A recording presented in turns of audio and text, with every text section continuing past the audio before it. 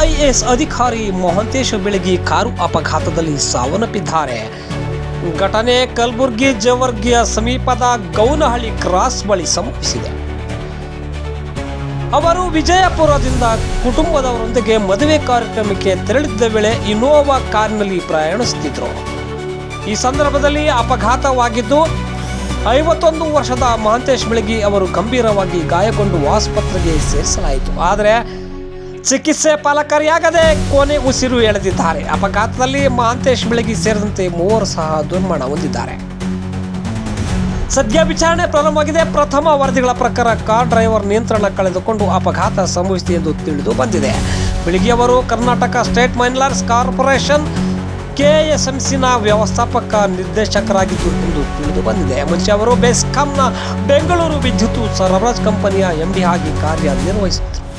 ಈ ಘಟನೆಗೆ ಉತ್ತರವಾಗಿ ಸ್ಥಳೀಯ ಪೊಲೀಸರು ಮತ್ತು ಉನ್ನತ ಅಧಿಕಾರಿಗಳು ಆಸ್ಪತ್ರೆಗೆ ಭೇಟಿ ನೀಡಿದ್ದು ಪರಿಶೀಲನೆ ನಡೆಸುತ್ತಿದ್ದಾರೆ.